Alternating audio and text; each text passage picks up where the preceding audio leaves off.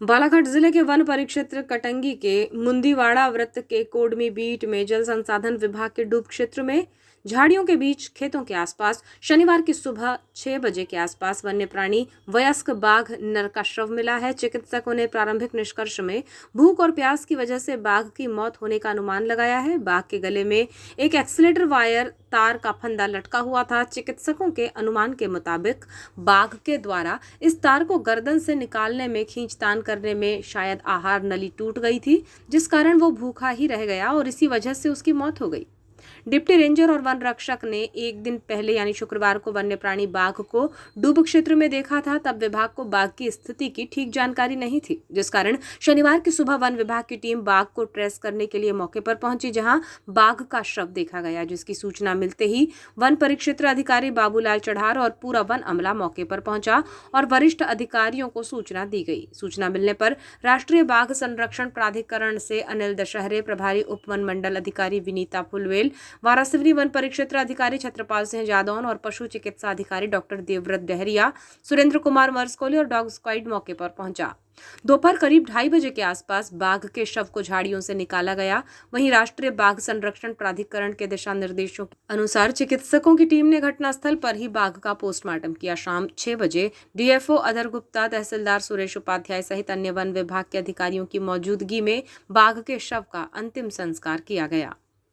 दरअसल जिस तरह से तार का फंदा वन्य प्राणी बाघ की गर्दन में मिला, उस तरह के फंदे आमतौर पर शिकारी जंगली सुअर का शिकार करने के लिए जंगलों से सटे हुए खेतों में लगाते हैं, ताकि आसानी से जंगली सुअरों का शिकार कर लें। अभी तो यही माना जा रहा है कि फंदा भी जंगली सुअर के लिए ही लगाया गया होगा, लेकिन उसमें बाघ फंस गया। चिकित्सकों के अनुमान के अनुसार करीब 15 दिन पहले बाघ इस फंदे की चपेट में आया।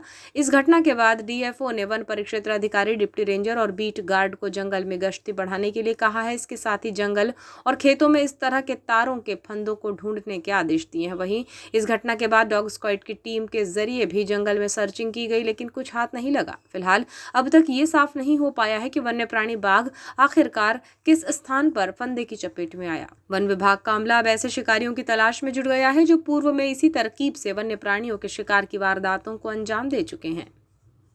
इस मामले में चिकित्सकों के प्रारंभिक निष्कर्ष के अनुसार बाघ की मौत भूख प्यास की वजह से हुई है, लेकिन पोस्टमार्टम रिपोर्ट आने के बाद ही पूरी स्थिति साफ हो पाएगी। बताया जाता है कि एक वन्य प्राणी बाघ को 4 दिन पहले अंबामाई के पास सड़क किनारे भी देखा गया था। हालांकि ये कह पाना बेहद मुश्किल है कि यह वही बाघ है जिसे देखा गया था। वन परिक्षेत्र अधिकारी बाबूलाल चढ़ार ने बताया कि घटना को देखते हुए वन विभाग की 2 अलग-अलग टीमें गठित की गई हैं। घटना कैसे हुई और किसने इस घटना को अंजाम दिया है, इसका पता लगाने की पूरी कोशिश शुरू कर दी गई है। उन्होंने कहा कि प्रथम दृष्टया बाघ की मृत्यु का कारण भूख प्यास से होना का अनुमान लगाया जा रहा है। बाघ के गले में एक तार का फंदा भी था। घटना कैसे हुई है इसका पता लगाने के लिए 2 टीमें गठित की गई हैं। कटंगी से थर्ड आई संवाददाता अमजद खान की रिपोर्ट।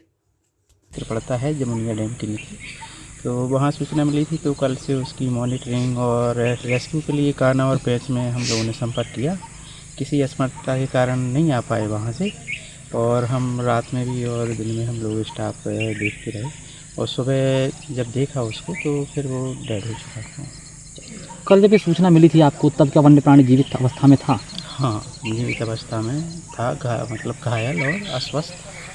सर, मौत किन कारणों से हुई है, क्या जानकारी आई है अपने पास? सुबह जो डेड बॉडी फाइंड आउट हुई है, तो इसमें इनका केस पाया गया है। तो क्या लग रहा है कि ये घटना यहाँ इसी क्षेत्र जो वन क्षेत्र है वहाँ हुई है या कहीं और भी?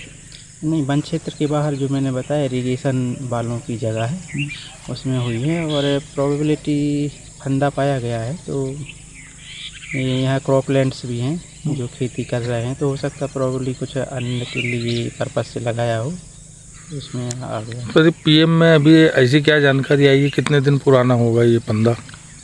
संभवतः ये स्नेरिंग का केस 5 दिन के आसपास पहले स्नेरिंग हुई होगी इसकी। तो इसकी जो मौत हुई है वो क्या भूख प्यास से हुई है या कोई बीमारी से हुई है? नहीं, स्नेरिंग है तो वो खा नहीं पाया, तो स्टारवेशन हुई। अच्छा सर, जैसे कि अभी डीएफओ साहब भी आए थे, उन्होंने आप लोगों को निर्देश दिया हुआ है, आदेश दिया हुआ है कि आप जो है गश्ती बढ़ाइए, क्या चूक हुई है? नहीं, गश्ती में तो हम लोग काफ़ी गश्ती कर रहे हैं, गश्ती में चूक नहीं हुई है। नहीं गश्त स्टाफ रेगुलर गश्ती कर रहा है, लेकिन अब एरिया काफ़ी बड़ा होने से और कॉरिडोर क्षेत्र होने की संख्या भी बहुत, तो अभी चुप नहीं बोल सकते इसके लिए। कब तक पकड़ा जा सकते हैं आरोपी? हाँ, टीम गठित कर दी गई है और टीम मतलब सर्च कर रही है आसपास का इलाका, आसपास का जंगल और आसपास के लगे हुए गांव और नामजद पहले के जो आरोपी हैं इन लोगों पे हम लोगों का टारगेट है। तो ये 2 दिन के भीतर कुछ ना कुछ, 1 या 2 दिन के भीतर कुछ ना कुछ रिजल्ट निकालने की तो प्रयास रहेगा हमारा।